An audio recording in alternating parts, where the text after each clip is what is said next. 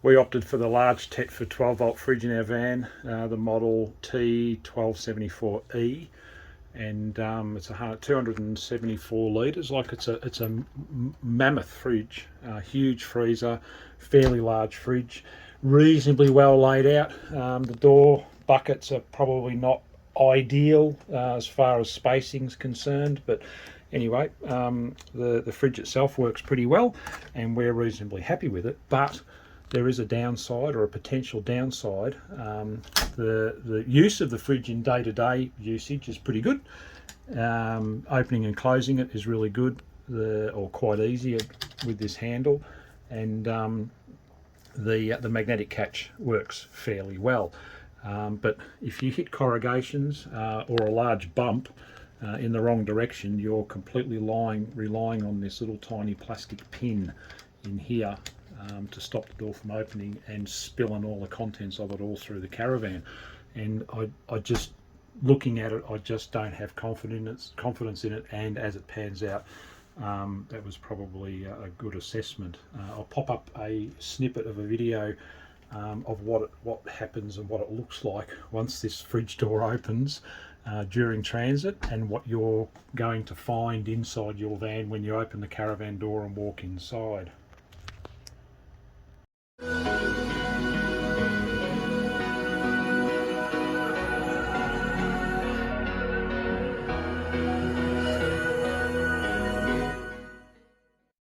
So I thought there's got to be some way of putting some sort of positive lock or catch on this thing, which doesn't interfere with the factory stuff. I don't want something on here that I've got to use the normal fridge handle and also some sort of child lock every time I want to open the fridge. I want the fridge to open normally. I want it to operate as it does, because it's pretty good when it's not being tested with corrugations.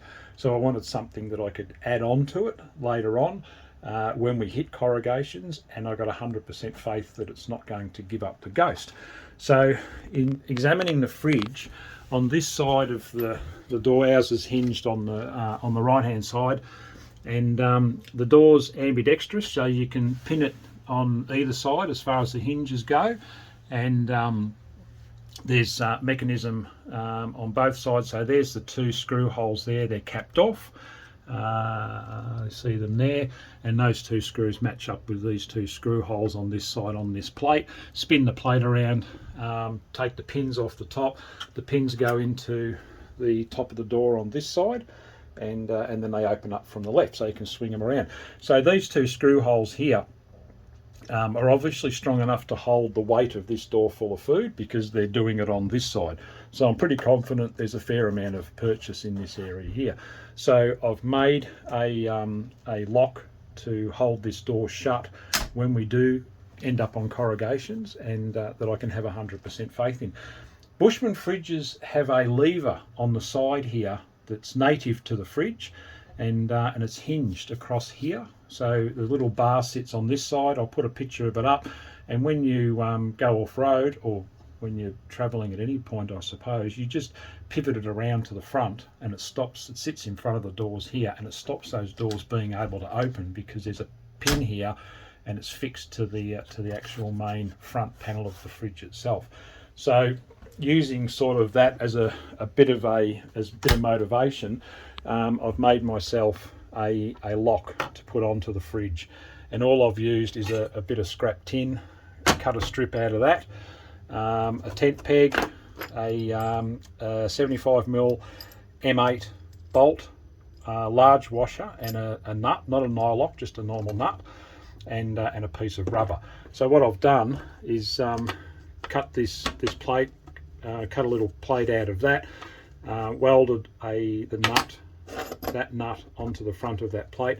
I've ground it on an angle, so because the front of the fridge has a taper on it, so I want it to sit flush. I don't want it to sit out proud and touch on this side and not on that side. That's just me, but there's no necessity to do that. Anything that sits in front of that will be fine. And then so I've got that piece of rubber, cut it into a circle, put the washer on here, and then cut a bit of the tent peg out, and then just welded it to the top of the bolt so I can screw it in. And so what we'll do is what we'll do is we'll take those caps off here, which will expose the screws that are already in there. So you've got the screws that are there already to do the job. Take them off, screw that plate onto there, and then when we travel, it's just a matter of pushing the where is it? So it's just a matter of pushing that, or placing that. There's plenty of space in there, putting it through there, screwing it in, and that will lock those doors in. So I'll put that on now and show you what it looks like in operation. Right, so I've screwed that plate on. They're the screws that are already behind these little plastic caps that you're looking at when you open the door.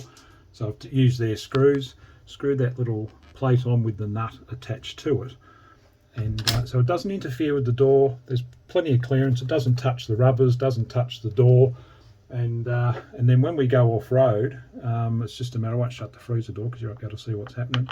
And what we do is we just push that through the gap between the doors, put a bit of tape on the top of the doors just to protect it, and screw that in and nip it home. And now that's not actually touching, the rubber's not actually touching the door. So it's not putting any pressure on those rubbers. It's just merely stopping that door from being able to open. And then when we get to where we're going, it's just a matter of unscrewing that, putting it back in the cupboard, and the fridge will work as it was intended to from the factory.